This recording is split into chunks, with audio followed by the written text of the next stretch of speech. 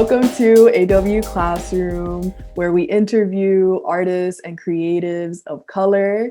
Today, we are sitting here with Tiffany Auttrianna Ward, who is the founder of the Mare Residency, and she is also a curator. So we're so excited to talk to her about her work. Tiffany, can you introduce yourself and tell us a bit about what you do? Okay, thank you. And thank you so much for inviting me. So I'm Tiffany and I am a curator. I'm currently based in Baltimore. I'm originally from California, originally from San Francisco. And I've been in between New York and Baltimore for the past 13 years. I founded the residency last year, and the residency is about connecting Black artists of the African diaspora within the Americas, and it's a nomadic model. So we're starting in Baltimore, and then the next location will be several places in the Caribbean, and then also South America, including Brazil, and then also eventually Central America, Mexico. So the focus is to highlight specifically African diasporic communities, but also Afro-diasporic artists together. And so there's always one artist that's based from the location, and then bringing other artists in. So this is our second year this year, and we have one artist who's, because of COVID, things have changed, but we have one artist that's from Baltimore and one artist that's from New York, who's Trinidadian and African-American, and then one artist who's from Brazil, but she'll be doing the residency virtually. And prior to that, I was a writer. I'm still a writer. I was a writer and a curator independently, and I just graduated in May from MICA, virtual graduation. Congrats. So my research just focuses on highlighting and dispelling some, narratives that I was brought up with about Blackness and understandings of history. Definitely, growing up in California, all of the Black people that I grew up around were either African-American, as in their families are from the South, particularly Louisiana, especially in California, or African from the continent. But I didn't know about this other experience of Black people throughout the diaspora. And so that's something that I'm constantly working out and trying to highlight in my work. So before we get into your curatorial journey, I do want to ask you a bit about, based on what you told me about your background, how did you grow up and how has your upbringing just influenced your work? So I grew up in San Francisco, and I am a fourth generation San Franciscan, born and raised, and my family came over in the 30s, and I grew up in the all-Black neighborhood, pretty much all-Black neighborhood. And I was living in, not that many people know these parts of my story, but I grew up in Hunters Point, and I grew up in public housing. And at the age of 8, my mom put me in private school on the other side of town, and it was all white pretty much and very wealthy. And so I was living on two different sides of the city. And so I grew up in two different, very different communities. And so I think that there was always a question about race from that early on, when you go from being Black, mostly Black and Latino, and then go into being one Black person out of 30 in a class. So there was that. And then also growing up in San Francisco, just the way that race works there. Something I've been thinking about recently, as far as the differences between growing up on the West Coast versus the East Coast, and how in California, a lot of the culture is very Louisiana based. A lot of people's families are originally from Louisiana. So I grew up around a lot of Creole people. I didn't understand it to the way that I understand it now, but it was funny because we had a class field trip to New Orleans last year, and one of my girlfriends is from Brooklyn, and she was like, oh, I want to try this. I want to try this. And I was like, I make that at home. Or I grew up eating this. And I was like, everybody didn't grow up eating like fried oysters and gumbo. I was like, and like this specific hot sauce, like from Louisiana. And it's funny because my family isn't from Louisiana, but like that's just how much that culture is from the Great Migration, how much that's like influenced in California. But that also shaped realized recently how much it shaped my understanding of who isn't Black, because in Louisiana and like California too, there's just like a lot of people who are Black and like mixed Black. So, but they all identified as Black and are treated as such. So when I got to New York and I saw people who to me I had just racialized as Black people, and then I see them speaking Spanish or French or with an accent that I haven't really heard before. And like, I couldn't compute, what exactly was going on, or why people thought that people were asking me where I was from, which was confusing to me. And I think I realized how the education system in this country lies to us, and how absolutely absurd it is to not be taught about how we got here and who we are. And so I started, sorry, like no, this is like a super essential like conversation. Yeah. So I studied in college, I studied Afro Diasporic history, and I focused a lot on the Caribbean and in South America. And what I ended up doing was I studied abroad in Brazil in 2010. And I went there because I wanted to see basically this idea, when I learned about how the slave trade really worked, like I wanted to see what would my life have been like if my ancestors had gotten off on a different ship, and that's, and just the weight of that, and like realizing like how different our lives are based on those stops, So then I studied abroad in Brazil, and that was absolutely transformative experience. That was also when art starts to come into the picture, because I had thought that I was not into art.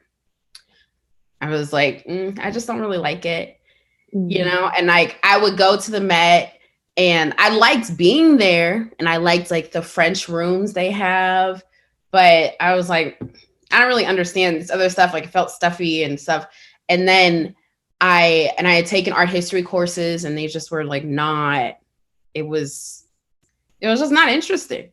And so when I got to Brazil, we went to a museum. We went to the Sao Paulo Museum of Art, and I saw this painting, and it was actually from an Italian Brazilian painter, and it was of a Black man. And I realized like just how it was so beautiful to see someone who looked like me or someone in my family reflected.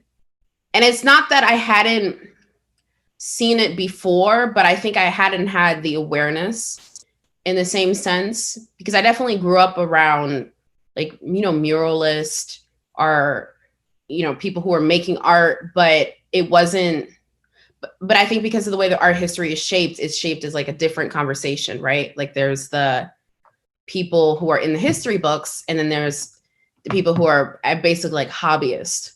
That's the way that they're spoken about, right?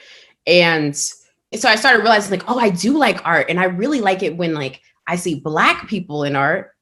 So I studied and I learned Portuguese, and then I came back to New York, and about 2015, I decided that I wanted to move back to Brazil. So I started doing research on Black artists. And at the time I was following, online blogs like Black contemporary art, and seeing how it was so cool to see like, Black artists online. And I had wanted to see something that was all these Brazilian artists that I was talking to, like Sidney Amaral, and like, and curators that I was talking to who were doing all this great work. And I was like, oh, I want to bring more attention and also like bring them to an English audience So I started my Portuguese and English blog called Brilhantes, and I ran that for a few years. And then that really, I was like doing that for the fun of it. And it kind of just, it got me into writing for AFROPUNK. And then I started just like doing like more writing and research on my own. And eventually I moved to Baltimore, and I was in Baltimore and I was doing different art projects. And I've always been like working with artists on like their portfolios, on writing, on like translating things, on just like being, you know, an artist consultant as much as possible. So yeah, so then it was a natural progression to actually just like having shows and like doing the research and like figuring out like what it was that I wanted to present. And so eventually I did, you know, I got into MICA, and I decided to make the artist residency that I wanted to start, to have a pilot of it for my thesis. And I feel like I took way too long on that question.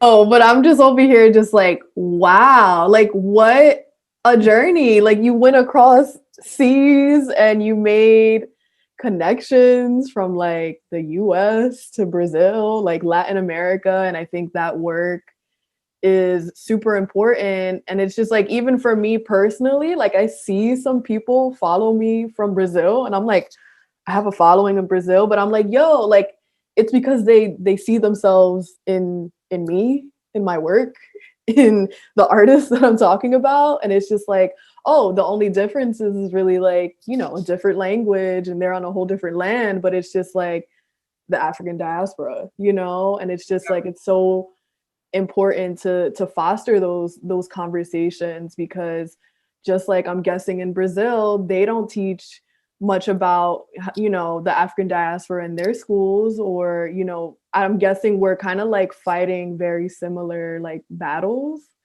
So it's interesting how the online space could make those connections and can kind of like fill in those gaps for us to have those conversations. It's just super exciting to like hear about the work that you're doing. And you even learn Portuguese.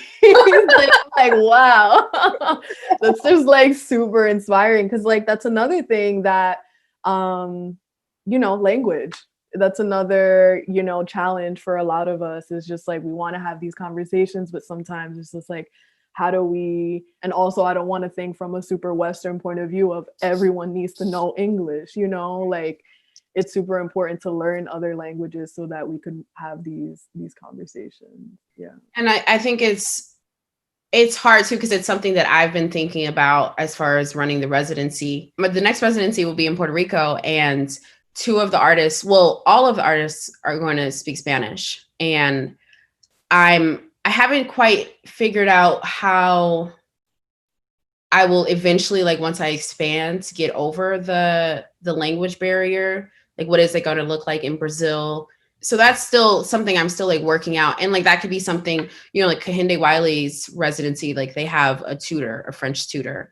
That residency is also a lot longer. So like maybe that's what that would mean that I do, is like have it be longer. So, but I think what really inspired me too about the connections is I was reading this book by George Reed Andrews, and it's called Afro-Latin America. And they were talking, in the book, he's talking about how slave owners in Brazil started punishing enslaved people after the Haitian Revolution. And this idea that, and we know that there were revolts, I mean, some of us don't know, but there were revolts constantly happening, and it wasn't like just the Haitian Revolution, but people constantly fought against slavery everywhere. And so, but I just thought that it was so intense that at this time period, Haitians and their fight was translating across lands and inspiring people through different languages. And I just thought, like, if they could do that back in 1700s, 1800s, like I can figure out a way to do it with artist residency. Exactly. And with the technology that we have now and the platforms and everything. That's amazing. Yeah. So I really want this episode to speak to young creatives, especially young creatives of color who are interested in entering the arts world. They may not know what they want to do yet, but they know that they want to work with artists maybe, or just support artists and organize. Can you talk to us about the importance of curating independently and how you define your curatorial voice? Okay. So for me, I don't have any qualms about like working with a museum specifically. Like that's not like me not doing that, or me not trying to do that at this moment is not a statement about museums necessarily. But which isn't to say that I don't have critiques, but I'm interested in working independently because that gives me the time frame and I don't have the constraints of, I'm speaking from a very Black perspective, and my primary audience is other Black people, and sometimes and other Black people and other people of color. And sometimes that can be washed away when you're with an institution. And there's institutions that aren't doing that. But so that's something that I really benefit from working independently. But it's also, working independently has its own struggles, like obviously financially. So, I've been lucky to get some support and come up with strategic partnerships. So like I did partner with MICA on my residency. And so that was like basically mostly how it was funded. I don't know, I like the freedom of being independent. And I think that you, as a Black curator and as a Black artist, like we want to be like constantly like trying to be as free as possible. And so what are ways that we feel that way? Because some people feel more free working in a museum because they're supported in different ways, so I think it's like a personal choice. But as far as getting into it in the art world and like learning how to support artists, I think it's something that happens naturally when you like build your circle of people who are artistically inclined, and finding out like you learn that, when you're in community, you're building the community around you, you realize like how many people around you are actually artists, right? And then how many people are, constantly like working on different ways of, crafting their expression. And I think that you find out ways to support artists by being around them more. And that means, for me, that I'm around artists who are in and out of the art world. So that means that people who aren't like necessarily represented by galleries or like in museums. And definitely have people who are like that, but it's seeing the needs of all of those people. So it's seeing like, talking to Brazilian artists and seeing like, oh, they feel that they need, more representation in art spaces in Brazil, and or like more access to English learning for greater access, for better or worse, So I think that's something about like supporting artists that I think is helpful. It's just like building your own community. It really is about what kind of lifestyle you want. Like, that's the thing. When I graduated, I had to make the decision of like, okay, do I want to enter a museum, or do I just really just want to take the risk and try to do this on my own? And like, yeah, like I knew that I could work for a museum and get that paycheck every 2 weeks and work with a team of people. We have a PR person, we got the finance team, we got all of that stuff like that will help. Maybe you get an intern or something like that. But then it was just like, I felt like I could learn more on my own and really have more of a, I don't know, it is about control too. Like I want to be able to like, go to a studio visit. And then if I'm really excited about this artist, maybe have them in my next show. And like now I could be able to do something like that. So, it's really about like lifestyle and like, it's, do you want that sense of security, but maybe, your curatorial voice may not be as loud? Or do you want to work independently, but it's a lot of, you're a whole team, and doing like all of that nitty gritty work. And it falls on you, which is sometimes like really exciting and then sometimes terrifying. Because it's like, I know that if I don't do this, it's not going to get done. But also, if I don't do it, it's not going to get done. So I think when I think about my curatorial voice, think about a quote that I saw the other day that was, art is the tool, community is the goal. And it was from a talk with Larry Sims and Dr. Marta Vega. And my friend Naomi posted it. I think about using art as a means to educate.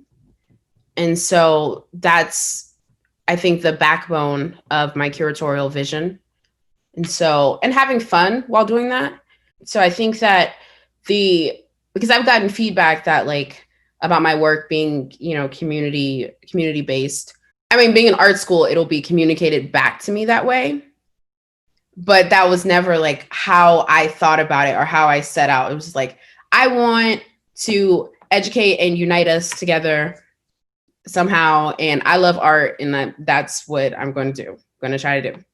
And so then it becomes like social practice and like all this stuff. So yeah, my curatorial voice is about community, it's about celebration, it's about unity of descendants of the African diaspora. But it's about marginalized voices in general and disrupting common narratives. So that's also, because that also comes through in my work where I'm not just working with Black artists or African artists. It's about what are these artists, what is this show going to do? And what are these artists doing to disrupt the common narratives and ways that we think about the structures that we have and that we live under? Super important. And I know that you founded the Mare Residency, which aims to connect artists throughout the African diaspora in the Americas. Can you tell us more about this residency and why you focus on connecting artists within the African diaspora? The residency came about because when I was first moved to Baltimore, I was going back and forth to New York a lot still. And a friend of mine started a residency for Brazilian artists called NXB, and it's in Brooklyn. And so some of the artists that I knew from my work, I would come and visit. And like there were a few Afro-Brazilian artists that she had. And I remember Dalton Paula was one of the artists that she had as a resident. And I remember walking around with him in New York. And at that point, like he was still like newer to English. So I realized that I was kind of one of the only African-American people that he would really be speaking to. And I was thinking about how New York and Miami are very popular places where people come if they're coming from Latin America. And so, I mean, as far as like tourism. And so thinking about how you could be in New York, and as diverse as it is, it's also can be siloed out. And he could have spent his time around Brazilians. And so Brazilians in New York, right? And that's a very specific experience. So I was thinking about how cool it would also be to have him come to a place like Baltimore, where it's a different diasporic experience, where all the people, most of the Black people there, their families are from the South, are from Baltimore, which is sometimes the South, sometimes not, depending on who you talk to. I was thinking about how cool that would be to have a person come from outside the African American experience into the African American experience, and see what other places like Baltimore, or like Charleston, or like Oakland, or like St. Louis or New Orleans have to offer as far as Black legacies in America, United States. And so it started small. So I was like, oh, like, okay, but maybe like bringing a Brazilian to Baltimore. And then it got bigger and it was like, okay, well, I would want to bring people from all over to all over. And so I was thinking about what are ways that I could do that, and like how an artist residency would kind of, it would help me meet all the things that I'm interested in, which is supporting artists, working to unite Black people through education and art. And also to like my disrupting my own ideas of Blackness that I know that because I was born in the United States that I have already. So thinking about like when I was in Brazil, they all knew about me. They knew about Black American people. They knew about our music. They knew about some of our slang. Like they knew about our style. They knew all this stuff about us. And I didn't even know they existed. And that's education, but that's a specific education, right? Like that's an education that you get when you are in the heart of the empire. And so that's something that I have to constantly work against. And so I was thinking about just like different ways of doing that. And one of the ways that can happen, and that's happened with me, is by actually having relationships with people from other places. And so the residency is about building relationships too. It's about having somebody from Baltimore or from Michigan, or it's like from anywhere in the States, like talk to somebody who's from Dominican Republic, or who's from Haiti, or who's from like a small town in Mexico where there's a lot of Black people. Like, and what does Blackness look like for them? And also what does everything else in their life look like for them? And so I think that the residency and being nomadic is kind of like a perfect vehicle for that, because I can also go in different spaces, and because it's nomadic, it's built on partnerships with existing spaces. So spaces that already have a strong tie to the community. And that's also why we'll always have one artist from the community, from the city or from the town, wherever it is. So this residency, I don't know, I just feel like the more and more you describe it, I feel like it's probably like a very healing experience for the artist. I'm just imagining myself like, what if, I was given the opportunity to like go to Brazil or somewhere in Latin America and spend time there and learn about them. And like, I don't know, it's just like, I don't know. I don't know. The word home keeps coming up to us. It's just like, I feel like it's very healing to find or to provide another home for an artist, and for them to, on their own personal journey, realize like, oh, wow, there's so many similarities between our cultures, but like there's differences as well. But like, just to have those conversations with the artist from Baltimore and like coming from Brazil, like I'm just imagining how like transformative that experience is, and also like eye-opening, because it just sounds so rare. Like this opportunity that you're providing is very rare. And yeah, it's really good work, really important work. Yeah. So I'm also interested in like, what does a day-to-day look like for you? And we gotta ask it. What does a day-to-day look like for you? And I mean, you talked about this, but like, what are the most exciting moments, on the job for you? Okay. So right now, let's see. I am working on a couple things. I'm working on the fundraising campaign for Mare. So that means that I have designed the email that I'm going to send out to friends. That means that I am also working with someone on the budget. So there's that portion. And then I'm also working on because I always get these other projects that come up. I'm also working on a publishing project, so to launch my own publishing platform. So that's like, can we talk? Yes. Can we talk, please? So that's also working on that. And then it's hard. And so also then literally preparing for the logistics of the residency because it's coming up, right? So making sure that I set up the time for the visiting artists that I have, make sure that that's set up. And so day to day, when I'm in the mode of like working on specific projects, it's kind of like all day. And I try to have, especially like at this time, like I try to have just like a set day where I'm like, I'm not doing anything. Like I'm not like talking about, I'm going to talk about it, but like, I'm not like sitting down and doing any work on this because I can't, because I'll just get burned out. I mean, just feel, exhausted.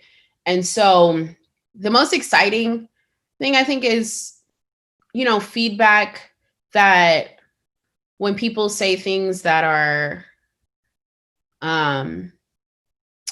like I remember when Raelis Vasquez, who was one of the first residents, he was talking about how he was so excited for all these things that were happening in his career. He was like, I have a show coming up and I have, my first artist residency that I'm going to do. And this is before the residency. And I was like, wow, like that the work that I'm doing preparing for the residency is something that he's, equally as excited about as these other things that are impactful for his career. That sort of feedback or recognition is like really exciting. And then also just being able to, and this is why I like working independently, but to have the time and the space to be able to really flesh out ideas and like to be able to work with artists or other curators, other writers who I can say the idea that I have and like it starts off sparks and like, oh, like we could do this and, actually making that happen. So yeah, so I think all of it is, I'm just excited all the time. Which is why I'm So speaking of artists, well, I know that you have artists that are participating in the residency. So if you could talk about these artists, and also I have to ask every curator on this show, who are some artists that you're super excited about right now? All right, so the artist for this year's residency is Asha Holmes, and Asha is from Baltimore, and she's a photographer, mostly a photographer, and she does a lot of installation work. And then I have Bia Hitz, and she is a new media artist, and she is from Brazil. She's from Recife, and she is someone I've known for a long time. And she's also a phenomenal artist, as is Asha. And then Jasmine Hayes, and Jasmine's from New York, and Jasmine is interdisciplinary. I mean, they're all interdisciplinary really, but Jasmine does a lot of work with like hair. She has these hair weaving tapestries that I'm obsessed with. And she also does really amazing video installations.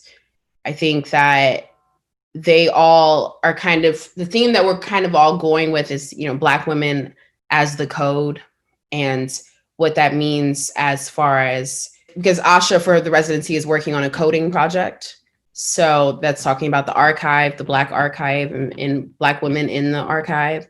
And so it's thinking about this idea of from the weaving tapestry and like the way that we have our hair to like actual coding and like the cultural codes that we make. What are ways that Black women are constantly like at the forefront of technology in some ways, depending on how you define and see that word. And so that's how they all align. And then when we were talking about exciting moments, I was thinking about how I had picked them because I pick one artist and then I kind of like think of other artists that would go well, personality and work wise. And so we had our first Zoom meeting, back in April, and I was thinking, and they were saying, they started talking about coding. And I had like thought about it in my head, but I hadn't said it to them yet.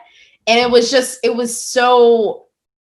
it's so beautiful to like see this happen. That's the curatorial magic that happens. Like, it's always like so exciting. Even during like an opening, when the artists are there, I'm like, you need to talk to them, and you need to talk, just y'all would just get along. Like, y'all just have a beautiful conversation. Cause I mean, I was like, how they articulated it in such a way that I was like, oh, I think I might be kind of smart because I put this together. Like, no. So I think about in Brazil,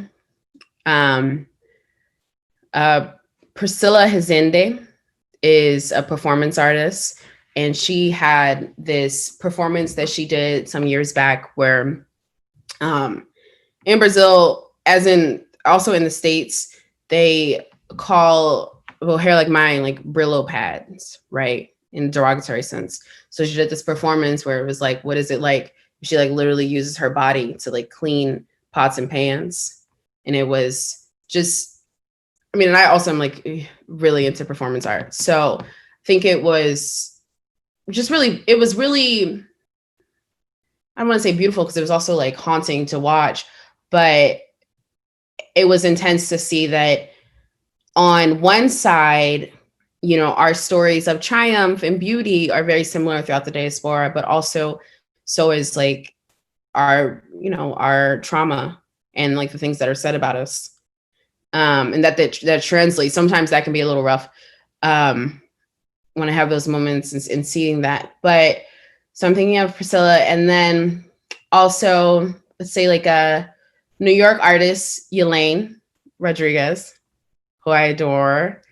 And I think that she is phenomenal. And just she works across mediums. So she's photo, installation, textile. She has a fashion background. And I know you know her, but another Dominican queen.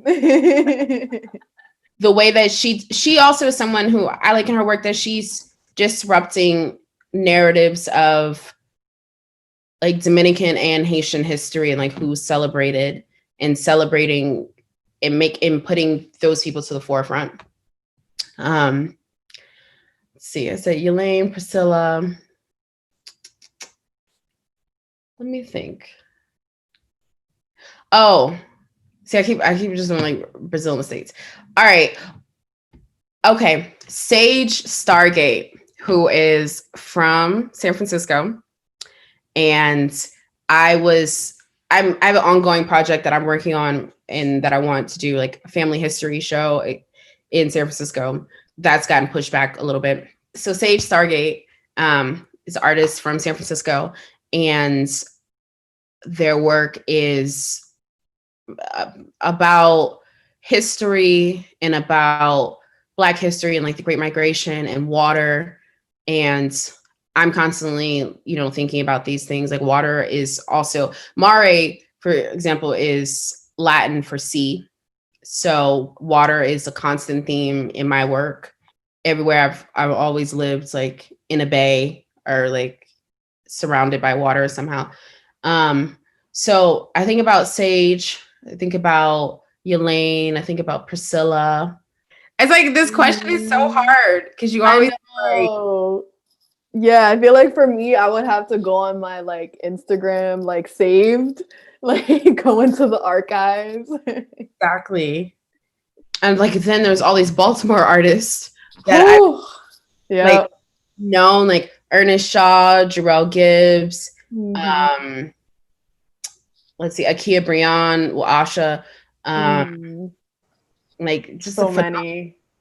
Baltimore is like, Shan Wallace, yep. who her work. Devin Allen. Devin, of course, Devin. Yeah. Yeah, the Baltimore community is there. I love how there's just always so much love. Everyone knows everyone. Like, it's so like close knit. It's a family, really. Like, it's so dope. It's so warm. I love it there. So I want to end on a grounding note. So I have to ask, name a quote or mantra you go by. Give me a second. Or maybe like, what do you tell yourself when you're faced by like a challenge? That it's bigger than me and that the work is important. And that I think reminding myself, I mean, I have to remind myself, but like kind of, I think like removing ego out as much as possible, which like I will never be, none of us will ever be fully successful at, right? But I think that's what keeps me going, is like just considering myself like a worker and pushing things forward and doing what I can with the time that I have. And I think it's like paraphrasing, where I was thinking about one of my professors from undergrad. We were talking about, I don't even remember what was going on in the world at the time, like, but it was some like depressing news.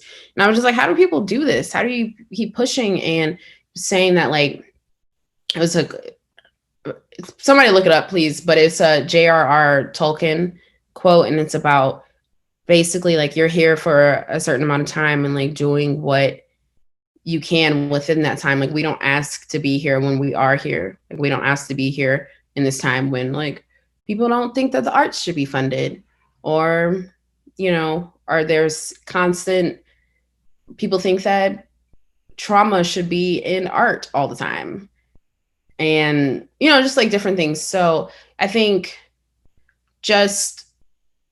I see the work that I'm doing, that I'm able to do as a gift. So just like constantly keeping that in mind. And, you know, I probably need this reminder tomorrow. I'm like in 10 minutes, like constantly. We'll have this on video so you could look at it every time, answering the emails, or someone coming at you crazy in the emails. You're like, let me listen to the video really quick. So thank you so much for being on the AW Classroom podcast. I can just imagine how many people are listening and are going to be so inspired by the work that you do and just by your journey, because it's just like, I don't know, it's just so amazing to hear like another curator and their journey and like the places that you've been and the things that you've learned, because it's just inspiring. Because it's like, it just shows like there's not one way to do this. And that's the thing. I think often we're taught, oh, if you want to be a lawyer, you have to do this. If you want to be a banker, you have to do this, and you have to get this degree, and you have to do da-da-da. And it's just like, no, it's really like a roller coaster, and like you're driving it, not society, you know? So thank you so much. Thank you. I really appreciate it. And where can people follow you? What are your websites, your links, your IG? So Mare Residency is MARE residency.org. And we have an Instagram and a Facebook page. And personally, I am Auttrianna, and so that's AUTTRIANNA. So 2 T's, 2 N's, Auttrianna. And that's my Instagram. And then there'll be more about the publishing project coming from that. Congrats on everything that you're doing. I'm going to provide, for everyone listening, I'm going to provide the links in the description for the video so you could keep following Tiffany and her work. And thank you so much. Thank you. Thank you.